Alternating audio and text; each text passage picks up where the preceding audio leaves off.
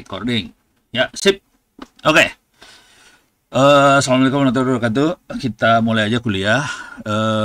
Ini akan saya share screen. Share screen. Ini saya kecilin biar enak hidupnya. Ini saya buka dulu. Oke.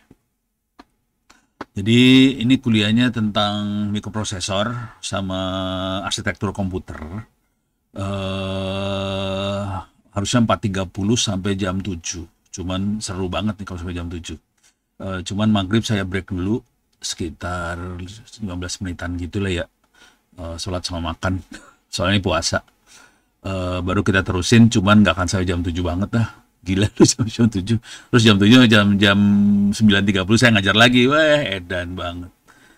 Oke, materinya jadi nanti mahasiswa baru atau siapa aja yang mau ikut juga bisa ikut ini ya. Saya akan masuk ke sini open course. Materinya bisa dilihat di open course. Saya akan posting ntar URL-nya. Dan saya akan ingetin terus. Silakan masuk ke open course ITTS ACD, bikin account.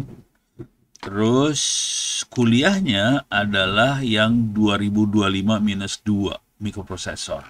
Jadi Ctrl F di sini 2025-2. Oke, di sini ada mikroprosesor. Ini yang kuliah jam 4.30 sampai jam 7, terus nanti ada ethical hacking jam 7 sampai jam 9.30. Kalau mau ikutan juga boleh, nggak masalah sih. Oke, masuk ke mikroprosesor dulu. Ini kuliahnya akan saya rubah dikit di bawahnya. Yang lain masih sama, kecuali ini. Ini mau saya rubah nih Raspberry. Ini mau saya rubah. Saya ganti sama GPU. Jadi ini dua makhluk ini Raspberry, soalnya Raspberry udah jarang juga, udah caranya nggak beda jauh sama Linux biasa sih. Cuman prosesor ARM itu yang menarik perlu dibahas. Itu prosesornya termasuk kategori prosesor yang perintahnya sedikit ya. Tapi ini materi masih tetap nempel. Cuma nanti saya akan rubah dengan materi GPU. Oke, sekarang silakan di enroll ke sini. Saya copy paste URL-nya di chat box. Nah, bentar, chatnya sebelah mana ya? Salah. Mana zoomnya? Salah. Zoomnya mana zoomnya sih? Oh, di sini kali ya. Chat. Oke. Saya akan chatin di zoomnya. Oke. Itu URL-nya. Perhatiin di belakangnya 74. Jadi masuk aja ke semua kuliah apa aja. Silakan enroll ke 74. Nanti ada enrollment key-nya ITTS 2023. Itu. Saya tulis lagi. Enrollment key. Oke. Jadi ini ya. 74 belakangnya. Nama kuliahnya kalau di search di sini, kalau di search namanya keywordnya 2025-2. Ini kuncinya. Jangan enroll ke yang open course. Pusing saya ntar. Soalnya buat mindahin nilainya pening. Ini berapa anak pada masuknya open course-nya aja. Ini kuliahnya sama antara open course sama sini sama. Cuman yang ini akan diupdate ya. Pakai apa sih namanya? Pakai GPU. Jadi GPU akan dimasukin ke sini. Soalnya yang sebelumnya nggak ada GPU. Oke, sekarang saya kasih review dulu. Tapi mungkin minggu depan kepaksa diulang nih. Cuman 5 nih pesertanya soalnya. Oke, secara umum nanti saya akan kasih lihat mikroprosesor itu seperti apa, cara kerjanya seperti apa, dikenalin sama bahasa assembler dan contoh-contoh bahasa assembler dikasih lihat. Oke. Kemudian dikasih lihat juga arsitektur server seperti apa. Membangun server sendiri, planning capacity di server, ngerakit komputer server, bagaimana kita nginstalasi server dan sebagainya. Di sini ada nih ya. Oke. Jadi awalnya lebih ke arah server, sistem operasi, IoT. Lebih ke arah situ. Cuman dengan perkembangan belakangan ini, karena AI-nya naik banget, kayaknya saya perlu nambahin materi tentang GPU. Jadi GPU akan dimasukin di sini. Gitu ya. Jadi berubah sih materi kuliahnya sih sebenarnya. Oke. Oke, ini urusannya eh, ini gambaran umum mikroprosesor nih, bukan bukan hanya komputer arsitektur ya. Mikroprosesor, terus bahasa assembler tuh contoh-contohnya, terus server. Kemudian di sini dikasih lihat nih 1, 2, 3, 4, 5, 6. Ini sistem operasi semua nih sebetulnya. Ini kuliah sistem operasi saya masukin. Kebetulan saya ngajar sistem operasi sebenarnya. Ini saya masukin supaya kebayang hubungannya arsitektur komputer sama sistem operasi seperti apa. Nempelnya di sini sih, di kernel. Ya inilah kernel lah.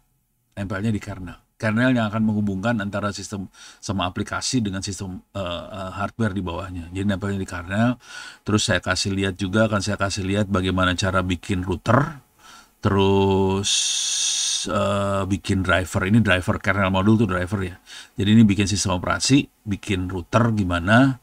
Ini dua sebetulnya urusannya sama Linux banget, termasuk Android dan sebagainya. Jadi kalau udah nanti belajar sini sebetulnya bisa belajar bikin Android, bikin router dan sebagainya.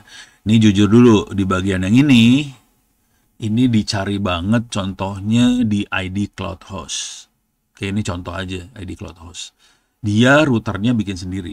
Ini, pakai ini. Jadi kalau routernya kita beli, pakai Juniper, pakai Cisco dan sebagainya, harganya nggak nahan. Mahal banget. Apalagi di data center. Sekarang data center udah mainannya gigabit internet. Udah sampai 10-100 Gbps semua nih sekarang urusannya. Jadi sekarang mereka sudah mulai mikir buat pakai router sendiri. Untuk itu kepaksa kita harus belajar sistem operasi juga sih. Cuman ilmu ini biasanya nggak diajarin sama dosen sistem operasi.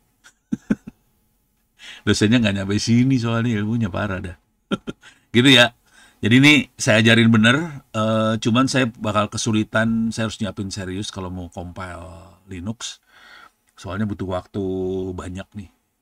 Downloadnya yang banyak, compile-nya sih, cara compile-nya sih cepat sih sebetulnya. Atau saya kasih lihat cara compile-nya, cuman nggak akan bisa jadi gitu. Jadinya semalam biasanya. Oke, jadi ini sistem operasi kayak gitu. Nah di bagian yang ini scheduler ini ngatur apa ya, performance sih sebetulnya, lebih ke performance sistem operasinya sendiri. Contoh sederhana aja ya. Kalau kita pakai desktop, dia harus ngatur supaya nunggu input kita dari keyboard. Itu desktop tuh. Kalau di server, itu dicuekin. Keyboard lebih prioritasnya rendah banget. Hampir nggak dilihat keyboardnya. Karena server praktis, saya sendiri kalau lagi pegang server, nggak pernah megang keyboardnya server langsung. Jadi biasanya server akan saya remote.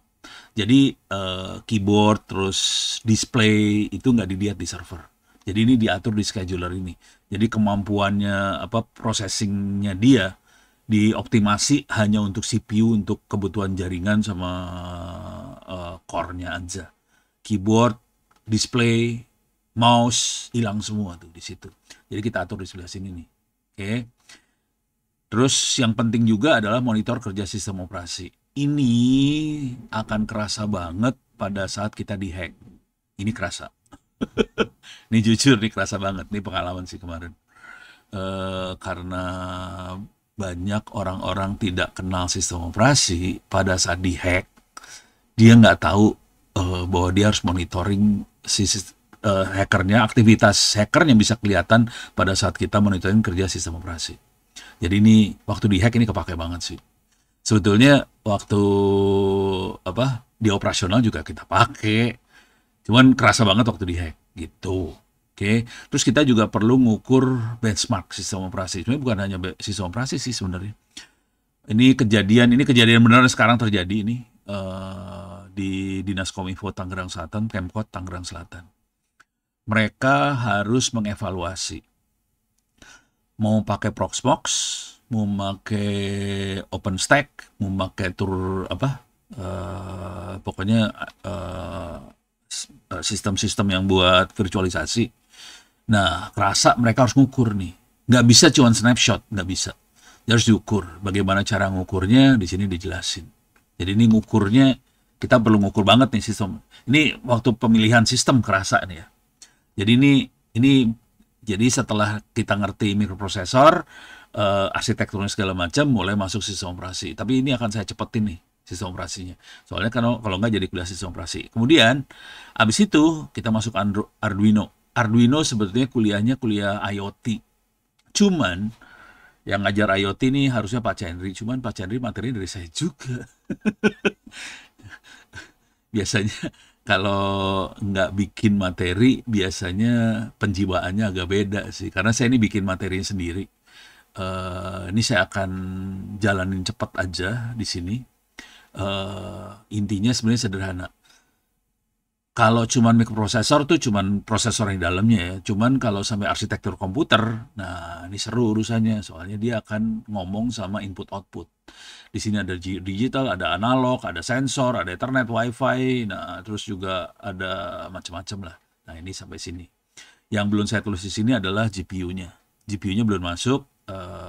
Kasih waktu seminggu inilah. Mungkin GPU akan mulai masuk. Oke. Kalau ada pertanyaan silakan tulis di chat ya. Oke, bentar deh. Untuk Rangga, betul, satu buku satu mata kuliah. Bikin buku mah cepet kali. Ini sekalian saya kasih lihat cara teknik nulis buku buat yang pengen aliran nulis buku ya. Kalau saya, kalau bisa bikin paper jurnal sih sebetulnya. Soalnya dosen lain nggak akan rewel. Kalau untuk kuliah nggak apa-apa buku. Kuliah nggak apa-apa buku, cuman kalau mau buat gantiin skripsi, sarannya paper jurnal. Kalau nggak dosen lain bakal rewel nih, kemarin pada rewel soalnya. Untuk buku, kalau nulis buku sama paper jurnal dua-duanya, silakan masuk ke s.id/free OWP ebooks, nih yang belum tahu. Jadi, saya tulis ulang lah, s.id free OWP ebooks, saya ambil URL-nya, paste di sini. Oke, saya akan masuk di sini s.id free OWP ebooks. Nah, di sini ada Onowe Purbo teknik, Onowe Purbo RR teknik. Mana tekniknya? Teknik penulis buku sih sudah. Wah, saya harus search di sini. Teknik. Nah nih, teknik cepat menulis buku. Oke, silahkan nanti baca ini. Ini teknik bisa dibaca. Kira-kira caranya gimana? Cuman kalau cara cepatnya kira-kira gini. Kalau nulis buku, cara cepatnya adalah bikin outline dulu. Waktu bikin outline, prompt-nya kira-kira saya pengen bikin buku tentang mikroprosesor sama arsitektur komputer, atau bikin buku tentang AI, Arduino, bikin buku tentang GPU, sah-sah aja semua. Oke, jadi nggak harus bikin buku seluruh kuliah, bisa bikin buku sebagian dari kuliah aja, tapi bukunya syaratnya 200 halaman. Itu gampang sih, 200 halaman nggak susah. Nah, udah gitu bikin outline dulu, terus dari outline kita bikin per subbab, bukan bikin per bab, bikin per subbab. Oke, saya kasih contekan dikit aja ya. Saya bisa paste nih ntar. Prompt. Ini saya kasih lihat prompt saya ya. Ini buat bikin buku nih. Prompt buku ini dia. Jadi saya kasih lihat yang inilah. Ini rada lumayan ribet promptnya. Oke, ini promptnya. Oke, promptnya panjang ya. Ini kebetulan bukunya yang lagi ditulis adalah buku SMK. Saya kasih lihat bukunya. Mana dia? Ini dia. Ini bukunya. Ini buku SMK kelas 11 semester 1. Ini udah ngoding nih. Python loh. Nih, Python nih. SMK semester 11 semester 1 ngoding Python. Ini bikinnya, promptnya, ini seluruh prompt saya jadiin satu. Tapi waktu bikin sebetulnya promptnya, bentar. Ini dia. Ya. Saya ambil dulu ya. Promptnya kayak gini. Misalnya, saya pengen bikin tentang aktivitas siswa. 5 aktivitas. Saya copy dulu. Copy. Saya masukin sini. Paste. Ini saya buang-buangin semua nih. sampai titik ini. Nih saya buangin semua. Oke. Jadi saya sebenarnya pengen nulis tentang satu subbab aja, tentang aktivitas siswa. Kalimatnya panjang nih, aktivitas siswa, buat 5 aktivitas yang menarik, lengkap dengan jawabannya untuk siswa seperti langkah tahapan yang harus dilakukan, lengkap dengan tahapan yang harus dilakukan menggunakan pseudocode dan contoh Python script.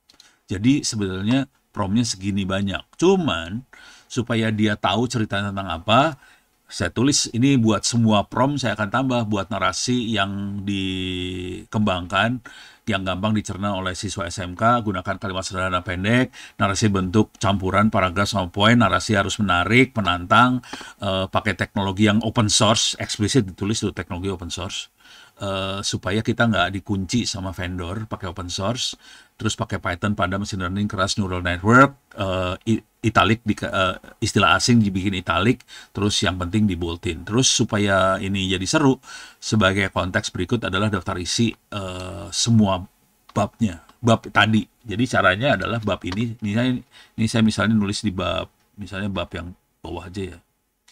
Saya ambil bab bawah nih. Ini ada bab 8, ini belum selesai nih. Ini masih belum selesai. Ini masih jelek nih. Yang ini masih jelek. Contoh yang jelek kayak gini nih jelek, belum ada source code-nya segala macam. Jadi ini dari Pak Aulia. Pak Aulia nulis masih jelek kayak gini, belum ada source code-nya segala macam. Jadi nanti sini saya ambil. Ini daftar isi bab itu diambil. Bukan daftar isi sama isi-isinya sih sebenarnya. Saya ambil. Oke. Ini bab 8.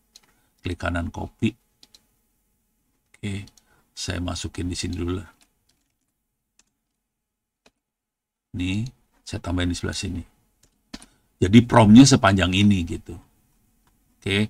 Jadi prom sepanjang ini, saya ambil ini semua, klik kanan copy, saya masukin di sini sekarang.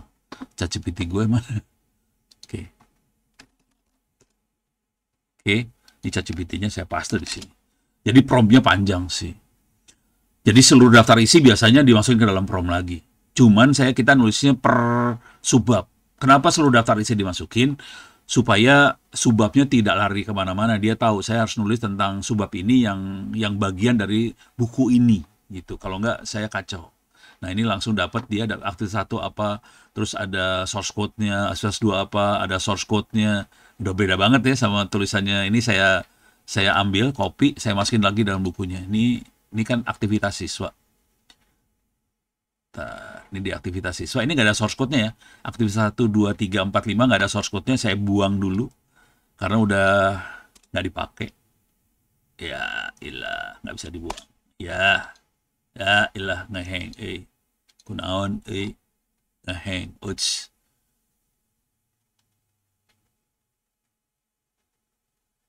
Ini di aktivitas siswanya udah. Oke. Ini saya, tapi nanti harus dites. Kalau saya ngetes semuanya. Oke. Pada tertarik nulis buku ya. Dan ini saya pasang dulu bentar ya, kagok udah ngeprom. Sayang kalau dihilangin. Nah ini udah jadi nih. Saya ganti ini. Tapi ini layoutnya harus saya edit. Nah tiap kali ngeprom kayak gini, ini ada source code saya tes semua nih source code-nya. Jadi source code-nya dites manual pakai Google Colab itu. Jadi ini nggak ditinggalin gitu aja, dites semuanya. Nah sekarang ada pertanyaan. Rekomendasi LLM yang paling bagus untuk ini semua, nggak ada yang bagus semua. Jadi cara saya biasanya dipakai semua. Grok, ChatGPT, Grok, Gemini, sama DeepSeek. 4 dipakai sekaligus. Kalau ini kelihatan saya tadi barusan pakai ChatGPT. ChatGPT bagus kalau kita bikin tulisan tajam. Tapi terus harus dibaca lagi ntar ya. Tulisan tajam itu ChatGPT oke. Kalau mau luas, si Grok oke. Luas artinya dia akan ngambil referensi banyak ke mana-mana. Itu Grok oke. Kalau mau santun, tulisannya halus, bagus, Gemini itu bagus tulisannya. Cuman dia itu nggak tajam. Kalau mau tajam, ChatGPT tajam banget. Jadi dari semua yang paling tajam tulisannya ChatGPT. Paling kritis, tulisannya. Jadi saya sukanya ChatGPT. Kalau saya kan nulisnya tajam biasanya. Jadi ChatGPT, kalau mau diluasin pakai Grok, kalau mau santun pakai Gemini, kalau mau kemana-mana pakai ini, pakai DeepSeek. Nah, Grok sama DeepSeek oke kalau mau lebar. Dan dia kalau buat coding segala macam, Grok sama ini lebih bagus sih sebetulnya. Grok sama DeepSeek bagus. Jadi teknik, kalau ini kan codingnya coding sederhana buat SMK, makanya saya nggak terlalu. Nah, kalau mau pakai 4 sekaligus, caranya kita hajar prompt yang sama di 4 ini, 4 apa sih, 4 AI, kemudian digabungin hasilnya. Cara gabunginnya kayak gini nih ntar. Mana gabung? Ini nih, gabungan.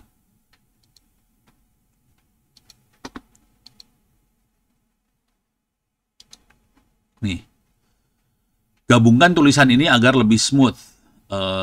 Ini kebetulan ini kalau saya sukanya kalau nulis harus ada data sama hal-hal strategis tetap ada. Jadi data statistik sama yang penting strategis jangan dibuang-buangin. Kadang-kadang mereka ngilangin soalnya. Pastikan mudah diterima oleh akademisi, buat yang menarik ini. Nah, caranya gimana nih? Prompt utamanya ini, prompt utamanya itu. Tapi 4 hasil AI-nya, misalnya tadi kita dari sini ya, dari yang mana? Dari yang ini misalnya, kita dari sini. Kita dapat 4 tulisan kan, karena pakai 4 AI. Jadi 4 AI-nya, outputnya ditaruh di sini semua. 1, 2, 3, 4 taruh di sini semua. 1, 2, 3, 4 taruh, terus dipaste lagi ke salah satu. Saya biasanya yang buat gabungin bisa, kalau mau tetap tajamnya tetap kerasa, saya akan pakai ChatGPT. Kalau mau lebih santai bisa pakai Gemini. Jadi campur sih mainannya. Nggak satu-satu. Nggak fokus ke satu LLM aja. Jadi nggak ada yang paling bagus sih sebenarnya. Pakai 4-4-nya. Beres ya? Jadi buat Anda-Anda yang pengen nulis buku, oke. Ini biasa. Pengen pakai GPU, oke.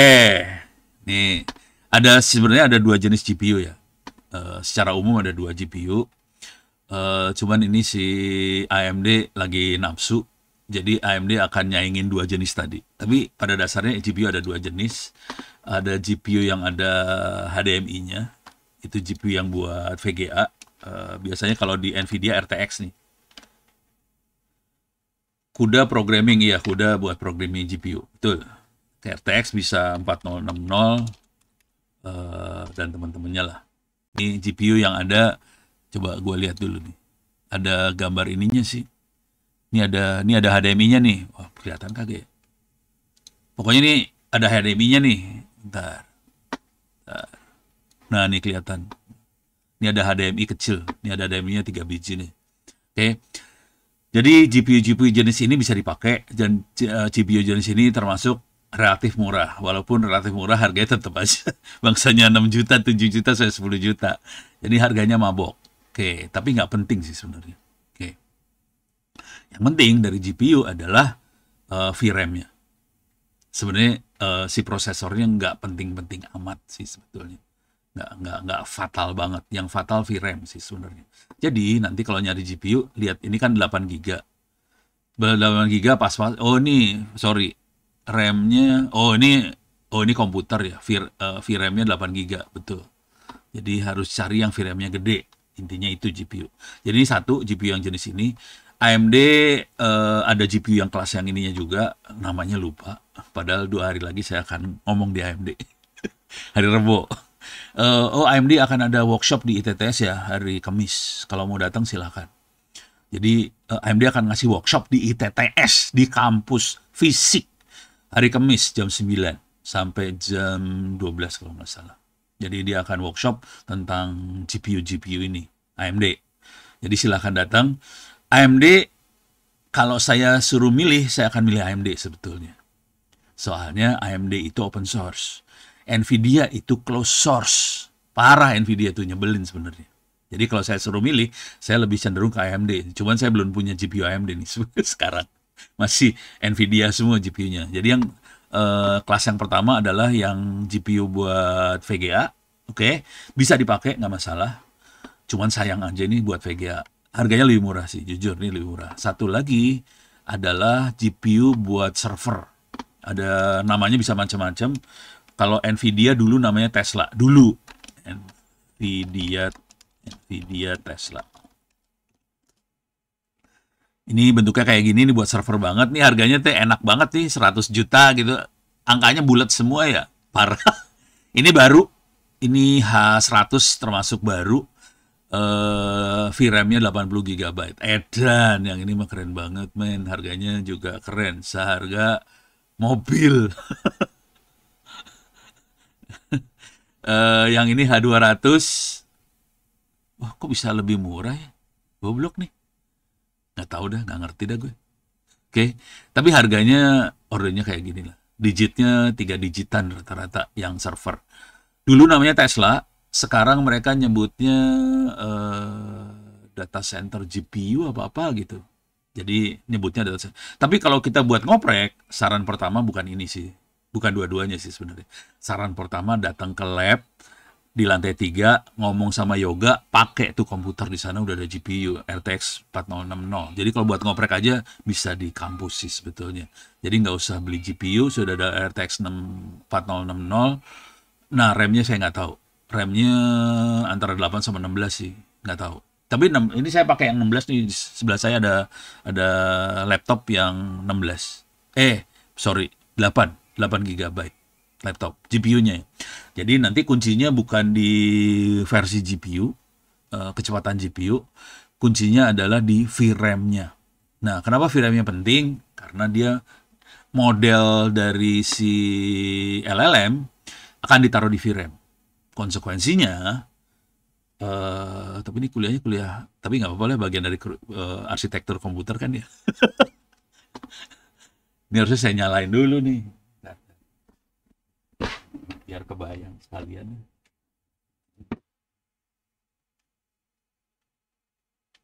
Saya nyalain dulu nih, server masih mati soalnya.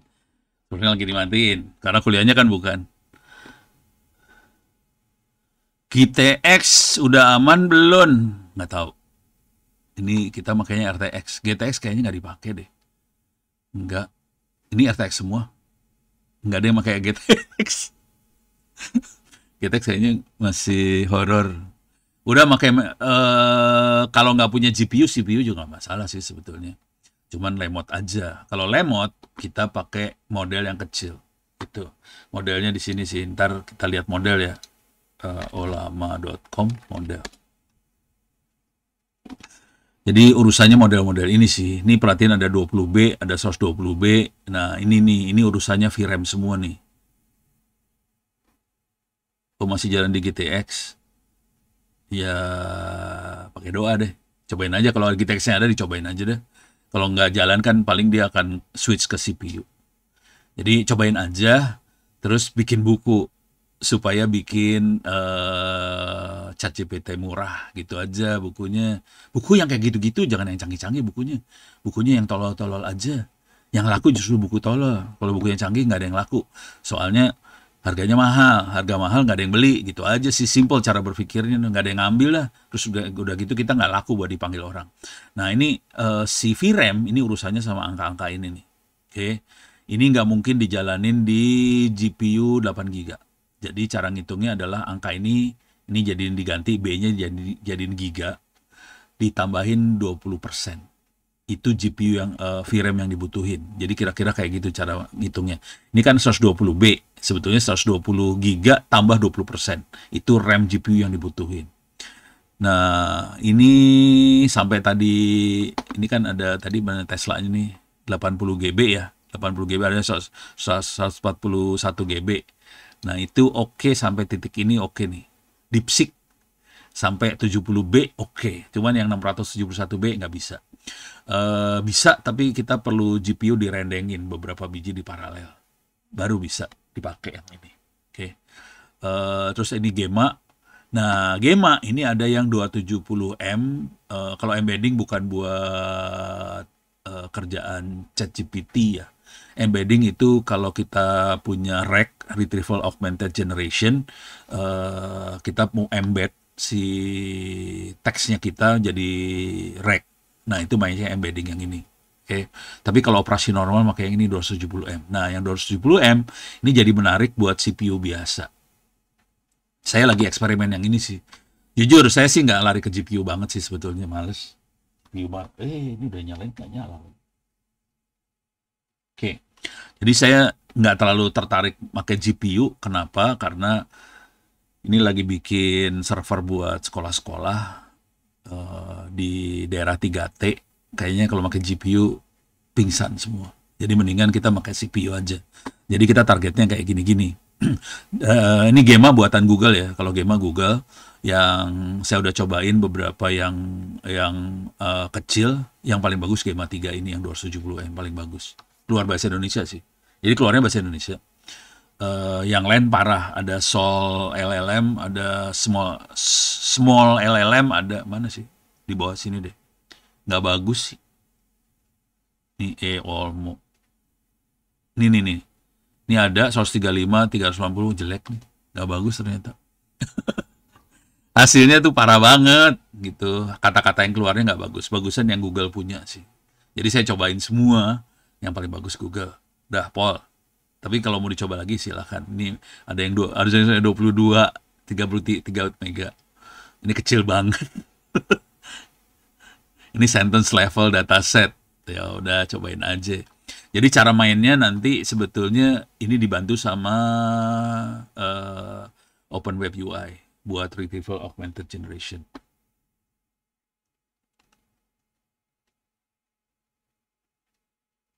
Oh, JTX cuman ini ya udah. Jadi JTX ngeri dah. Jadi kepaksa. Jadi kalau nggak bisa, mendingan pakai CPU aja udah. Itu aja sih. Sebenarnya kuncinya udah itu aja. Terus pakainya ini. Ini bukannya nggak menarik ya. Jadi ini menarik banget buat sekolah-sekolah di ini. Nah, ini akan kerasa banget kebutuhan yang gede ini kerasa banget kalau kita mainan buat ini. Ini udah saya nyalain belum? Mudah-mudahan nyala nih ya. Ini belum saya nyalain sih. 8188. Oke. Ini masuk ke server di sebelah. Udah saya nyalain. Ini adalah Comfy UI. Comfy UI buat bikin, dia bisa bantu buat bikin apa sih namanya? Audio, image, video. Jadi dia udah mainan audio, image, video. Mainnya gampang banget. Cuman paling nggak bego mah lihat template aja ya. Ini ada template-nya. Ini saya kasih lihat yang image ya, image. Ini udah gombal-gombal kalau bukan image, video, saya salah. Image juga lumayan. Ini kelihatan nih 14B, 14B. Ini 5B saya mungkin masih bisa, masih mau dicobain. Ini template ya. Kalau mau bikin video apa, tinggal klik aja. Ini saya akan klik sembarangan nih, Fun Camera 14B. Saya klik ya. Ini programnya, ini kelihatan dia download 31 GB.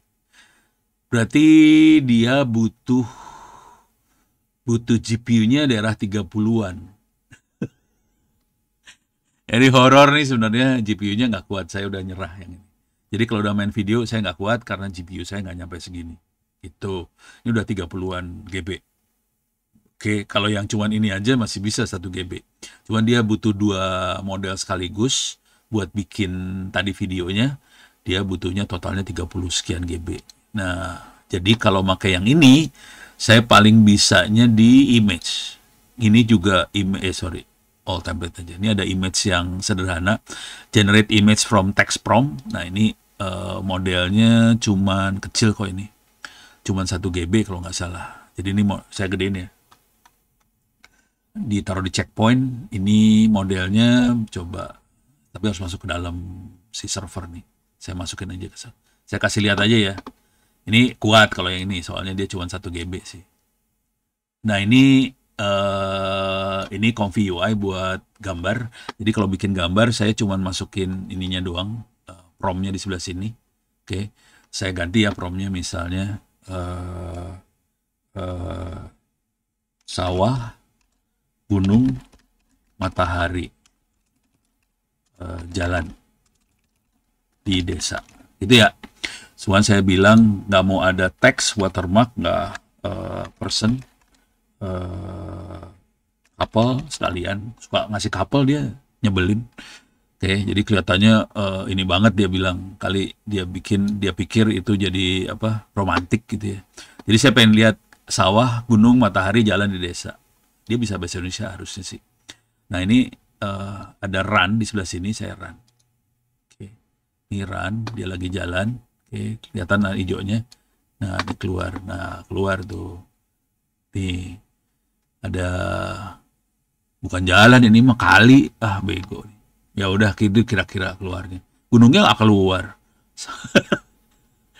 Jadi kalau kita butuh ilustrasi, bisa pakai kayak ginian buat ilustrasi sih, gitu ya. Jadi bisa bikin gambar seperti ini. Ini gambarnya generated, jadi jangan pernah berpikir gambar ini ada di dunia nyata, nggak ada. Coba pengen saya ganti, coba ganti pantai ya. Pantai, pohon kelapa, sunset, gitu ya. Jadi gitu aja sekarang lah main mah. Bikin apa-apa gampang deh. Wih, sunsetnya, jadi sunset. Nih, pantai pohon kelapa sunset tuh. Keren kan? Ah, keren emang tuh. Gitu. Jadi bikin sesuatu gampang banget sih sekarang. Oke. Ini 8 GB GPU oke sih. Nah, ini yang saya kasih lihat ini namanya Comfy UI.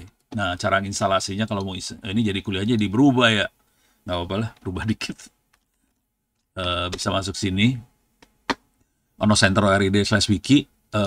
Terus apa ya LLM. Nah di bawah sini catatan saya ada di sini. Sorry di atas ya. Ini dia. Ini yang ini nih. Lama Open Web UI N8N Comfy UI GPU Nvidia Docker. Tapi si Comfy UI-nya nggak bisa di-dockerin. Nggak bisa langsung barengan sama yang lain. Ternyata beda sendiri si Comfy UI. Ini cara instalasinya bisa dilihat di sini. Jadinya kayak gitu sih.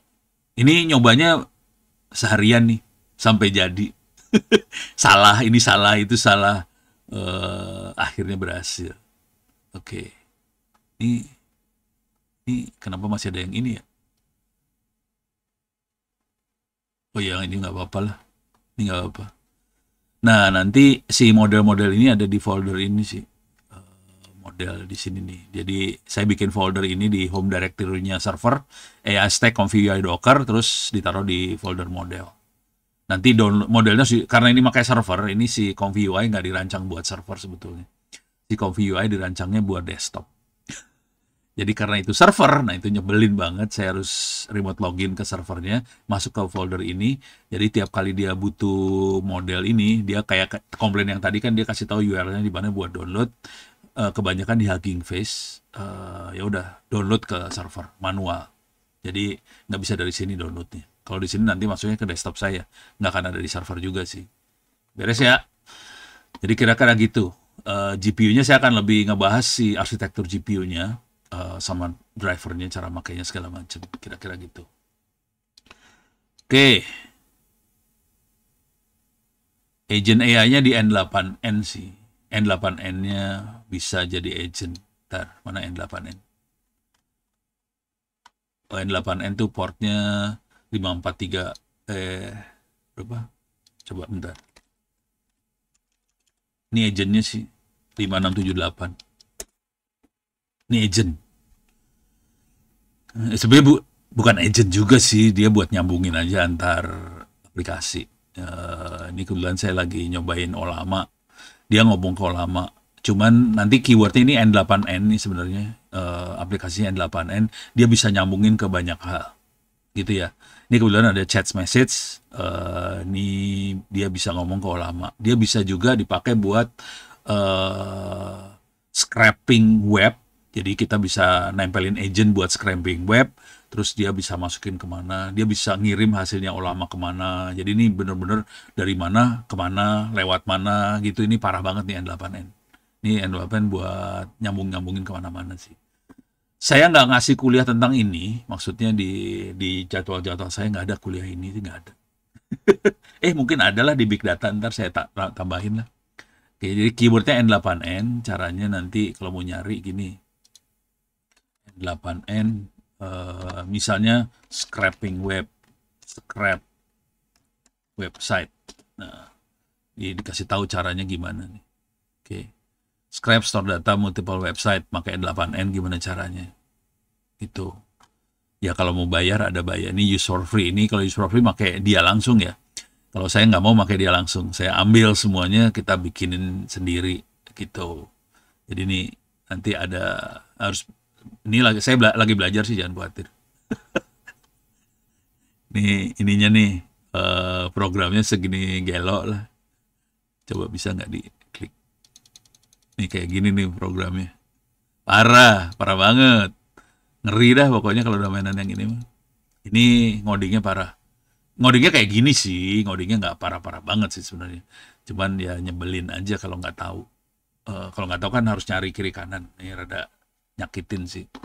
Tapi kita bisa sampai kayak gini. Ngambil ini. Terus jadi kebanyakan orang-orang sekarang pakai N8N buat nyambungin si olamanya ke macam-macam. Gitu. Jadi ini sebagai penghubungnya sih. Gitu. Gitu ya. Jadi N8N-nya ada juga. Udah diinstal. Ini kalau ini si Comfy UI, ini cara, nah ini nih N8N-nya cara installnya gini doang sih, udah sambung. Ini saya bikin nggak aman karena lokal ya. Jadi saya bikin nggak pakai password segala macam, bisa langsung ngomong kemana-mana. Ini password-passwordnya dibuang-buangin sih. Kalau nggak pening kepala nih, pakai password kacau. Ini port-portnya si Olama jalannya di API-nya 11.434. Kalau si OpenWebUI 3000, si Comfy UI 8188, N8N 5678. Ini. Terus modelnya yang kecil-kecil yang ini nih. Nih, sorry dari sini nih. Nah, ini yang kecil. Nah, ini lama, semua LLM tadi jelek nih. Jadi semua jelek kecuali Gema. Gema bagus. Gwen nggak sebagus Gema, makanya saya bingung nih. Si Gema Google yang bikin, makanya keren juga sih Google. Tapi ini 270M, kalau 1B kayaknya lebih bagus sih. Ini masih, kalau ini buat komputer biasa oke. Yang ini kita perlu GPU kali, kalau mau rada enak dikit. Kalau mau mainan grafik kita makanya Lava. Itu. Sama ini saya belum nyoba sih, yang Granite belum nyoba. Tapi ini udah di-download semua sih. Modelnya udah ada di server semua. Gitu. Oke, beres. Balik lagi ke kuliah. Saya punya waktu 30 menit lebih ya. Oke. Ini tutup ya. Tutup. Ini tutup. Ini tutup. Tutup. Tutup. Tutup. Nvidia udah beres. Jadi ini cuman ya perjuangannya adalah bikin server tanpa GPU. Itu aja perjuangannya. Bukannya apa-apa, biar bangsa ini bisa ngopi lah servernya. Jadi saya bisa kasih harddisk, kan kita bikin harddisk perpustakaan digital ya. Dalamnya ada buku-buku apa segala macam buat sekolah-sekolah di daerah 3T segala macam. Ini udah nyebar, ada ratusan sekolah sekarang yang udah yang jalanin itu. Nah, saya lagi mikir dengan cara yang sama, di harddisk yang sama, saya akan rubah harddisknya ditambahin ChatGPT lokal. Jadi cuma Olama sama OpenWebUI doang. Modelnya cuma dibatasin sama Gema 3 270M doang gitu. Cuman agak horor itu, outputnya kadang-kadang ngaco dia. Susah lah kalau model kecil. Oke. Ini buku udah beres ya. Jadi kalau mau nulis buku, welcome banget. Kalau bisa pada nulis buku, Ilyasa tolong kasih tahu teman-teman di angkatannya. Kalau pada mau ikut kuliah saya juga silahkan aja. Silahkan ikut kuliah saya, nggak masalah. Terus, saya ulang lagi ya. Ini udah ada berapa orang nih yang ikut? 13 orang. Saya ulang lagi. Kuliah saya silakan masuk di open course.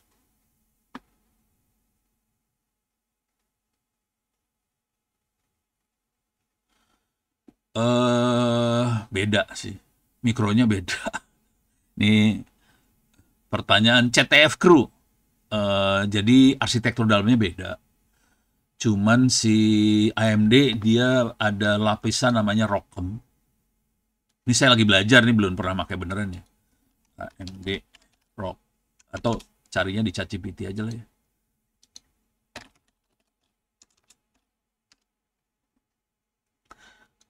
Apa beda AMD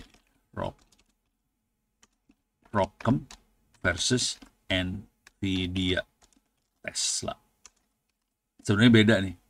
Sebenarnya nggak, ROCm itu software ya.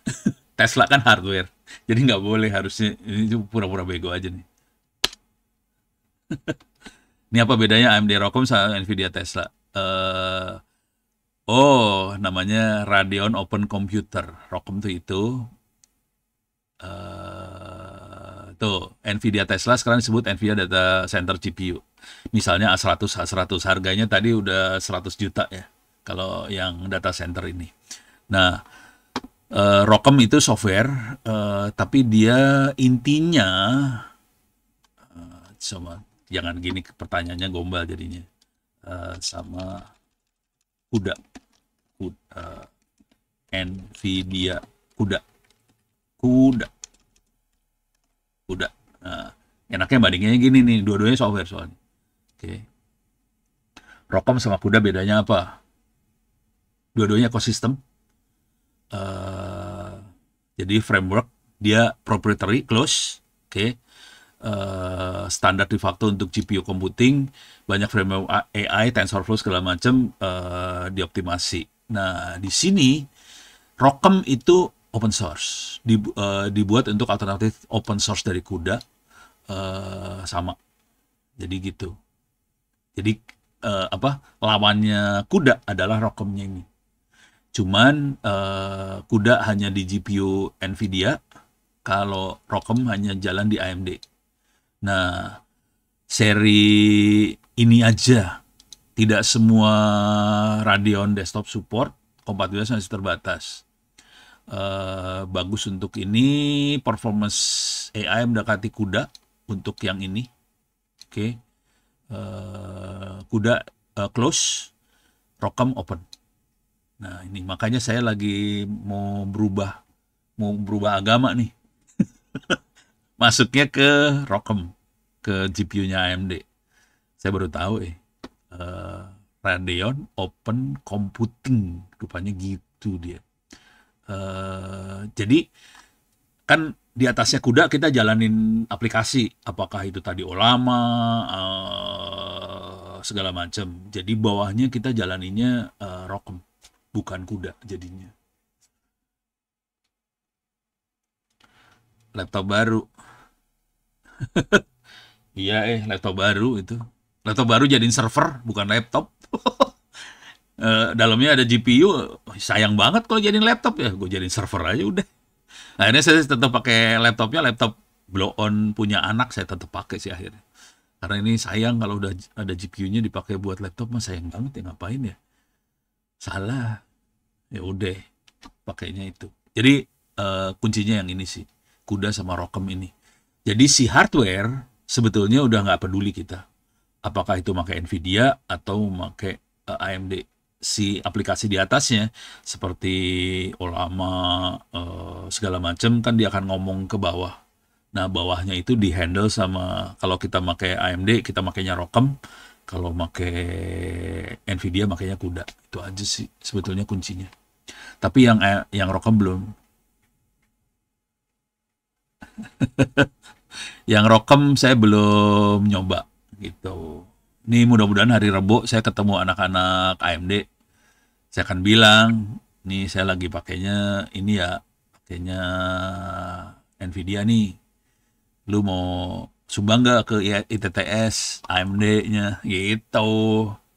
Satu lab Prof, titip. Satu lab, ya. Wah, CTF krunya itu Pak Agung rupanya, dasar gores. Dia mah nama samarannya Bejibun, parah. Ya. Saya izin monitor yang lain dulu, Prof. Pamit. Yo. Oke. Nih beres ya. Ini antara AMD sama Nvidia.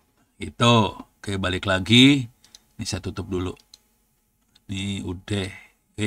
Belum sih, masih dikerjain. Oke. Nih balik lagi ke sini, ntar.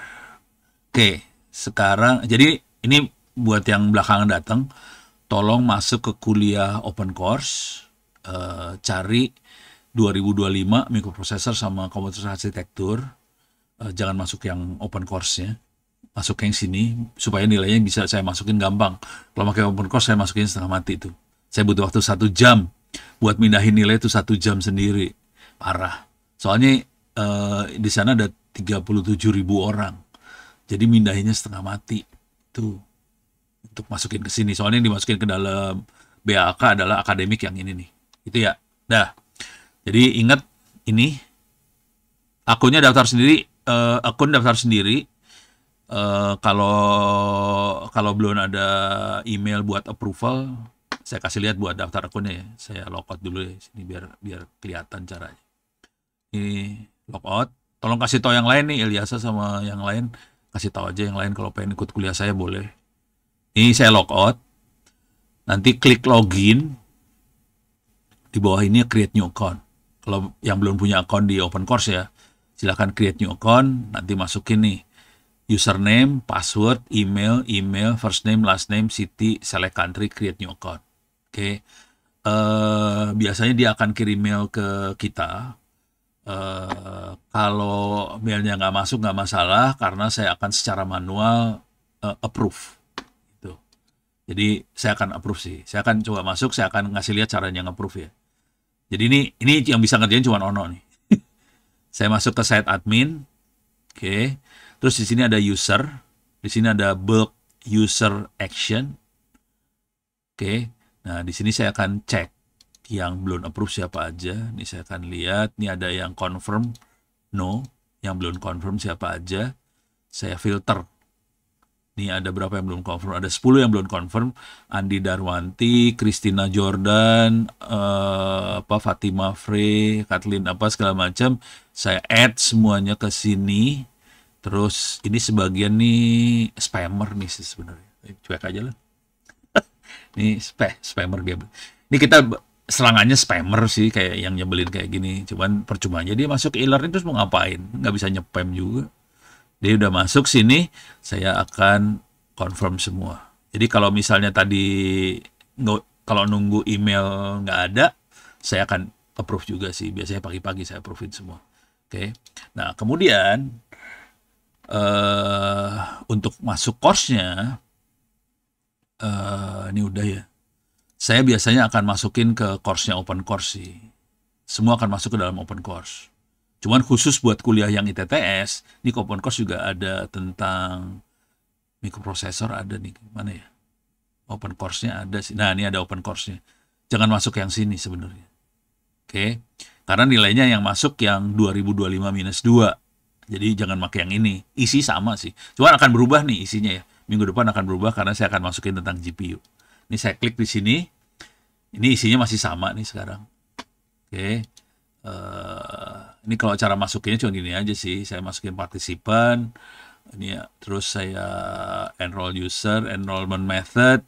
Saya klik di sini. Dia akan ngecek siapa yang belum enroll. Ini belum enroll, saya add semua jadi enroll semua. Itu. Nah, sekarang khusus buat Anda, jangan pakai yang ini. Masuk sini, Ctrl F. 2025-2. Ini Ctrl F, keluar ini 2025-2. Saya akan search. Ini dia. 2025-2 mikroprosesor komputer arsitektur. Jadi ada tulisannya 2025-2, kemudian ada UWP belakangnya. Nah, ini yang dipakai buat kuliahnya. Nilainya ada di sini sih. Materi sama sebetulnya sama yang sana sama. Cuman nilainya beda. Nilainya ini dimasukin ke BAK nih. Nah, udah. Terus saya akan masuk ke partisipan. Udah ada Ilyasa, udah masuk aja Ilyasa. Ini yang baru masuk, Muhammad Farid Saki. Ini tolong kasih tahu yang lain supaya bisa masuk kayak gini. Kalau udah masuk, silahkan kerjakan course-nya. Jadi buat semua anak, mau anak semester yang waktunya atau semester baru, semester 1, semester 2, 3, 4 juga serah. Silahkan ikut aja, nggak masalah sih. Oh, enrollment key-nya perlu. Enrollment key-nya adalah ITTS, saya tulis ya, ITTS 2023. Bukan 2025 ya. Ini enroll, saya tulis lah, enrollment key. ITTS gede 2023. gitu. Nah, di sini di masing-masing ini ada kuis. Silahkan dikerjain kuisnya. Saran saya kalau mau ngiseng banget sih bisa langsung loncat ke UTS UAS aja juga nggak masalah sih. Cuman butuh waktu lama. Soalnya ada 100 kalau UTS UAS. Kalau yang kuis-kuis ini biasanya soalnya ada 10 apa berapa. Coba saya lihat ya. Preview, start attempt. Kuisnya soalnya ada di sebelah kanan biasanya. 10. Cuma 10 soal. Dan ini semua boleh dikerjain berkali-kali. Ini kalau kuis 24 jam bisa dipakai. Oke, beres ya? Oke, sekarang saya ada lagi pertanyaan? Nggak ada? Oke, sekarang saya akan masukin ke kuliahnya. Mikroprosesor bentuknya kayak gini nih. Mikroprosesor. Atau saya baca di sini bisa nggak ya? Saya back lagi. Back. Mikroprosesor. Nih, kita bisa masuk ke dalamnya mikroprosesor. Ini bisa dilihat di dalamnya. Ini bisa dibuka. Oh, saya harus buka rahasia dulu ya. Ini gambarnya. Ini gambarnya. Saya mungkin beda sama dosen-dosen yang lain di ITTS. Karena saya itu bukan teknik informatika, bukan. Saya itu kan S1-nya teknik elektro. Jadi saya bikinnya kayak ginian kerjanya dulunya. Makanya saya ngerti dalam. Jadi agak curang sih sebetulnya. Ini kalau di luar kayak gini bentuknya. Dalamnya kira-kira kayak gini. Oh, sorry. Nih. Iyalah. Ini dalamnya ya. Ini dalamnya kayak gini. Tapi kalau luarnya sih, kalau yang prosesor baru ya bentuknya kotak gitu ya. Kalau yang zaman dulu bentuknya kayak gini nih. Ini prosesor punya Android lah. Atmega kayak gini mah Android lah kira-kira. Oke. Ini dipakai di Android. Kalau yang baru, yang lebih baru kayak gini. Tapi kalau prosesornya Intel yang baru kan pinnya banyak banget tuh. Karena dia 64 bit, jadi pinnya banyak banget. Oke. Tapi kira-kira dalamnya seperti ini. Nah, dalamnya mikroprosesor itu kira-kira kayak gini. Nah, kalau kita lihat di sini ada tulisan-tulisannya, di sini ada timing system, instruction decoder, ada data buffer, ada timing control, ada register array, ada program counter. Nih program counter yang ujung sini. Register array sebelahnya. Ini kelihatan strukturnya sama nih. Oke. Terus ada arithmetic logic unit. Nah, yang hampir nggak kita sentuh adalah timing, instruction, data buffer, timing control. 3 yang bawah sering kita mainin. Kalau kita mainan assembler, kita main bawah 3 ini sih sebenarnya. Yang ini hampir nggak dipakai sih. Ini benar-benar hardware banget nih. Yang atas ini hardware banget. Gitu ya. Oke. Nah, cuman nanti perintah-perintahnya apa? Jadi sebenarnya perintah-perintah mikroprosesor bentuknya 101010. Oke. Cuman dia kasih kode 101010 ini 1011 misalnya. Dia akan menambahkan di sini kan ada register. Register A ditambah dengan register B. Itu 1011 misalnya. 1010 misalnya register A kurangin register B. Kalau 1101 apa, itu apa, kerjaan apa. Satu ini di OR, ini di AND. Jadi perintahnya logic banget. Gitu ya. Oh, ini buat Andi.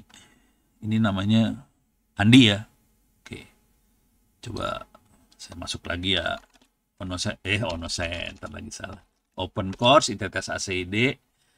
Masuk ke my course. Masuk ke home. Masuk ke home deh. Home nggak ya? Atau ke dashboard? Lupa. Ke dashboard lah, dashboard. Control F 2025-2 ketemu nggak di situ? Atau kalau nggak gini dah. Masuk ke situs apa aja. Tadi masuk ke ITTS Open Course nggak apa-apa. Jadi masuk ke ITTS Open Course nggak apa-apa. Cuman nanti caranya gini.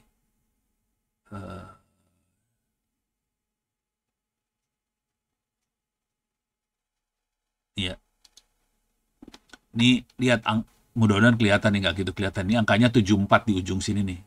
Kuliah yang benar angkanya 74. Nisa. Ini siapa? Andi. Andi cuman berhasil masuk ke open course-nya. Jadi ini open course. Mana tadi open course-nya? Ini ya.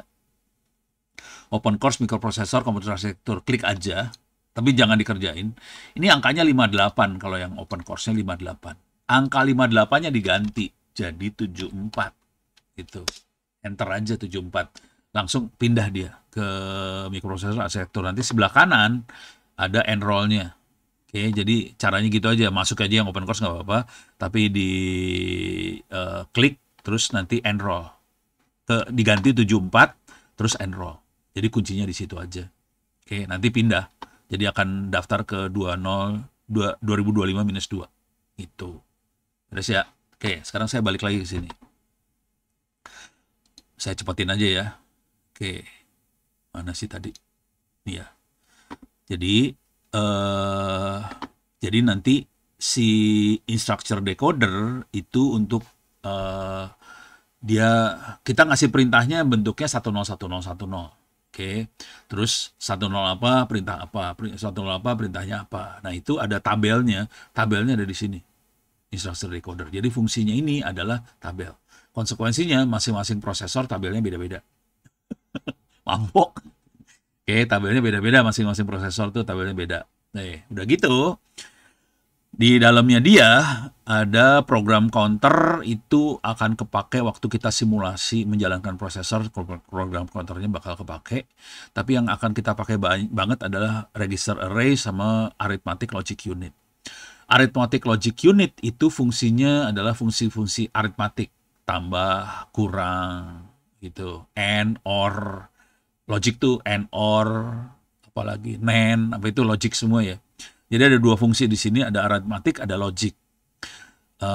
Jadi kalau misalnya kita mau kali 16 kali 7, caranya 16 ditambah 7 kali.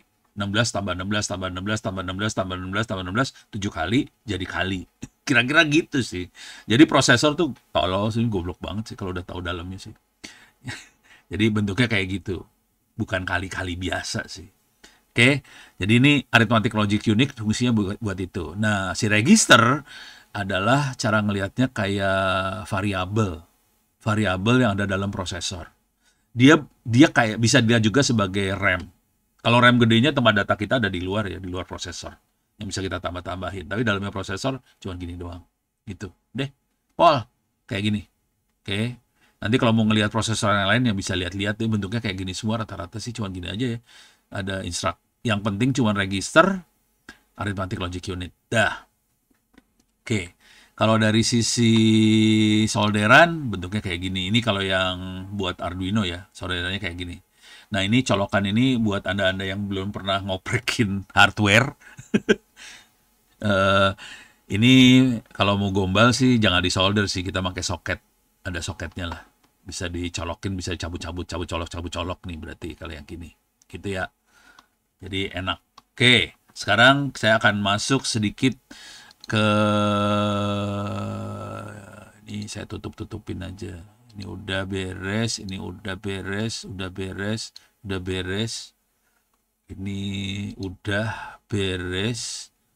Ini udah beres juga ya. Oh, ini dia kuliahnya ini ya. Ini udah. Oke. Ini kok gambaran komputer apps, sorry. Oke. Di sini ada tutorial cara kerjanya tutorial tentang mikroprosesor, ada di sini juga ada. Rata-rata bahasa Inggris nih ya. Nih, mikroprosesor itu apa? Apakah itu mikroprosesor? Dia input, proses, output. Terus dalamnya ada input tuh dari luar ya. Bisa dari memori, bisa dari I/O, input output dan sebagainya. Terus bisa masuk ke dua ini, ada control unit, ada arithmetic logic unit. Control unit tadi yang buat apa? Timing, buat decode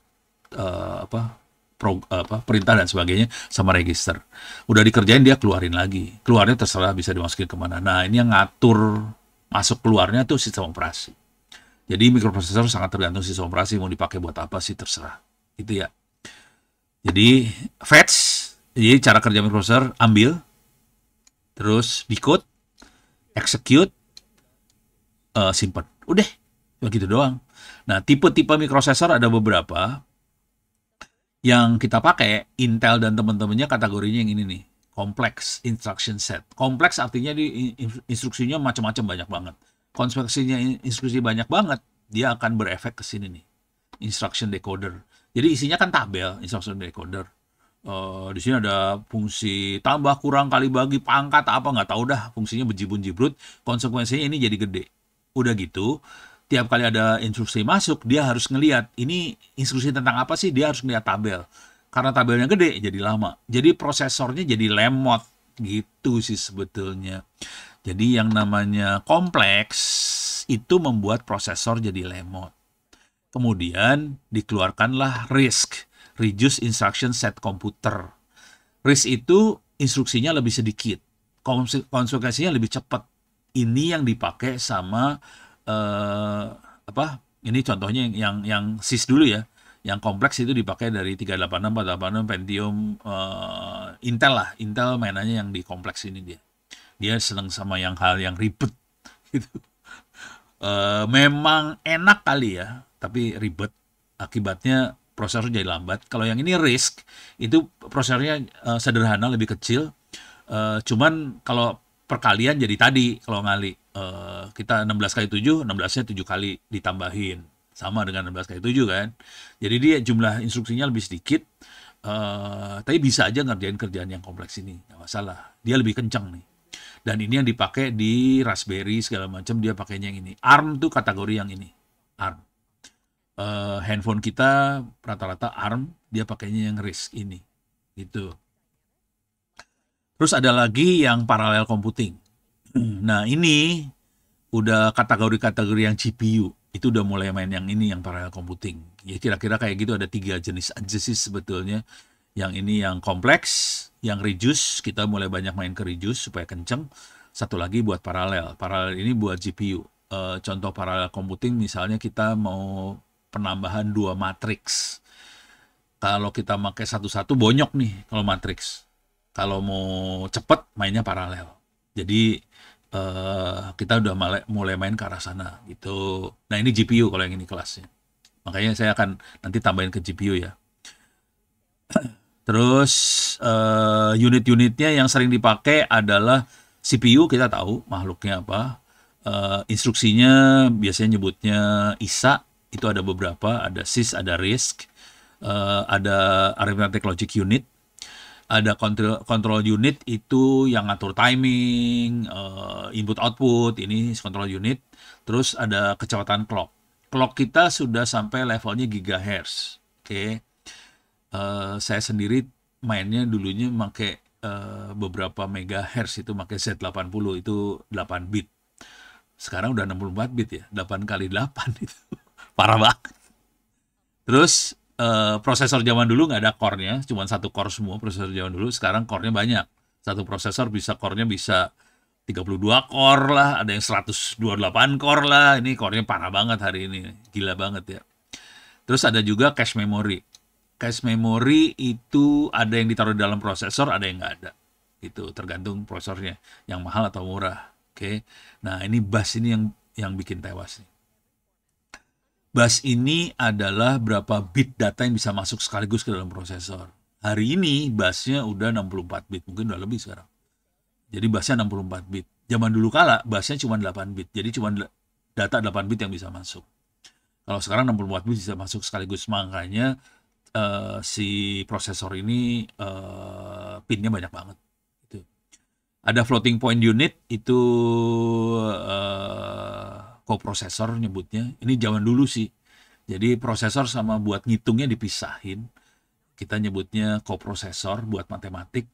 Kalau sekarang koprosesornya, floating point unitnya udah di dalam prosesor juga supaya cepat semuanya. Jadi ini udah nggak ada nih, banyaknya udah dalam prosesor semua.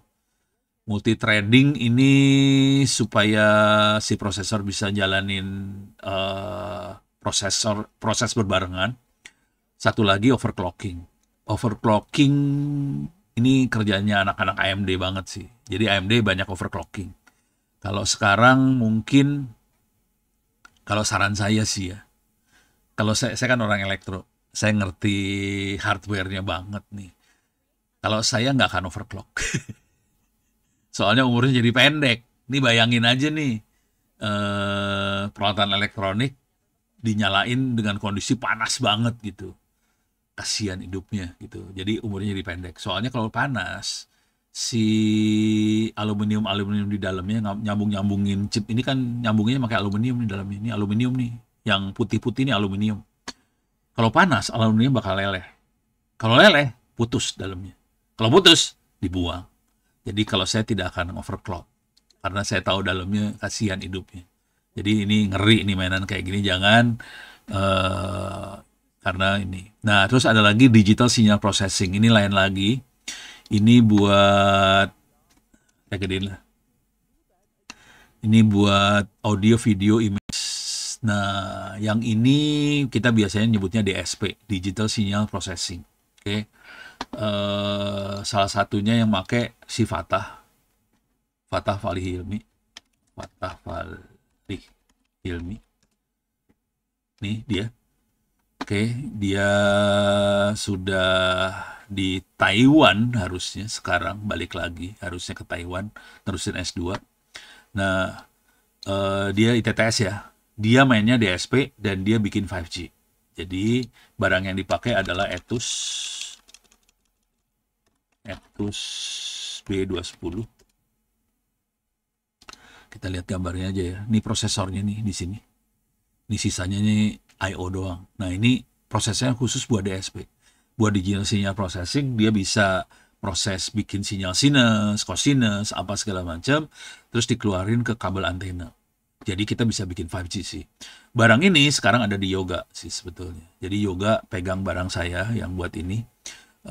Targetnya dia akan bikin radio buat amati radio segala macam dari komputer. Jadi komputernya bisa nanti pengennya diajak ngomong pakai LLM sih. Jadi LLM disambungin ke DSP buat ngomong gitu kan, seru kan. Jadi kira-kira itu nih barangnya yang ini nih, gitu ya. Prosesornya yang ini sih. Oke. Ini kelas-kelas DSP kayak gitu. Jadi banyak ini jenis prosesor lain lagi, bukan buat ngitung biasa, dia lebih khusus buat proses sinyal. Sinyal audio, video, termasuk ini kalau audio, kalau frekuensinya tinggi jadi radio juga. Jadi dia proses sinyal radio dan sebagainya juga. Itu makhluk ini. Oke, ini beres lah kira-kira. Bisa dilihat-lihat kalau mau iseng. Saya cepet aja ya. Saya bakal cepet sih sebetulnya. Kalau ada pertanyaan silakan ditanya ntar. Atau minggu depan tanyain, nggak apa-apa. Oke.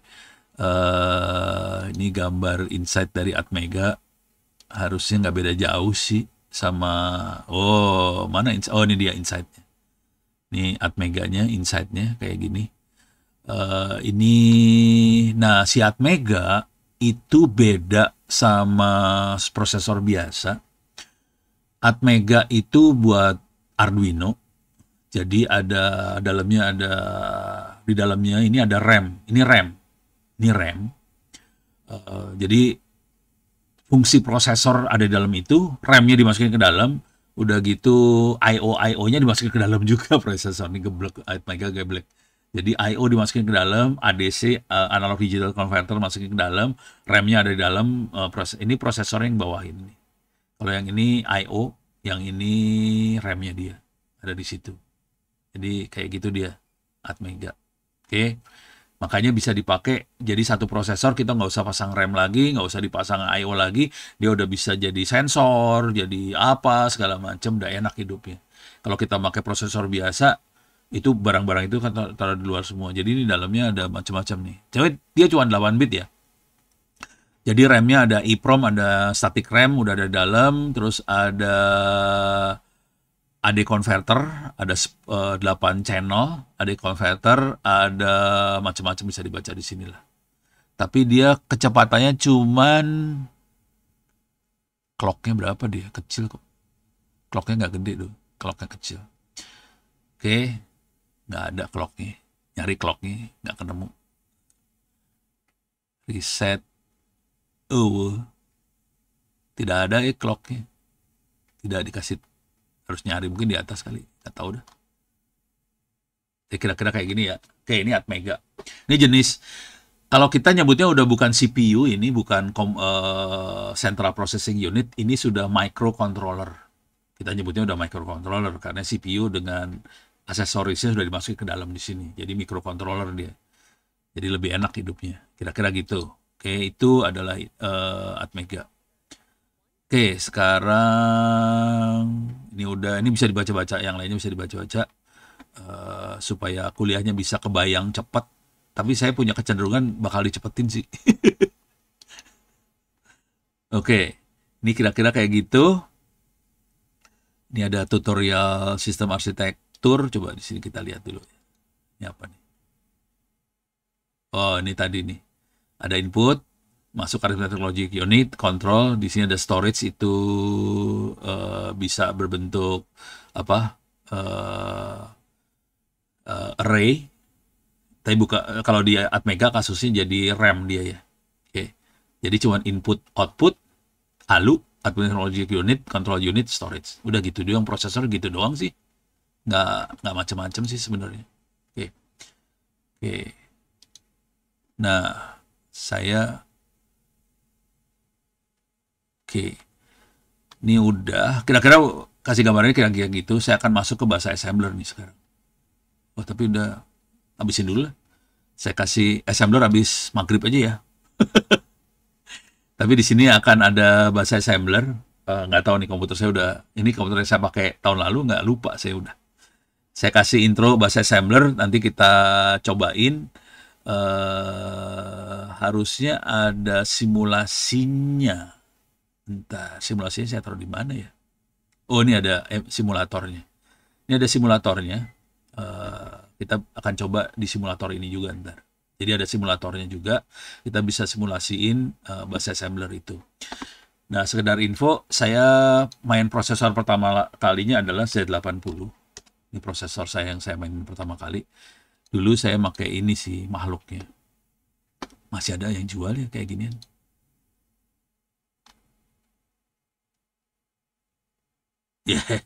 Ya. Parah lu. Z80. Nih, pakainya kayak ginian sih. Oke. Harganya 3 juta. Ngapain beli ginian 3 juta mah? Nggak balik modal. Nih dulu saya mainnya kayak ginian sih. Buset. Multitech.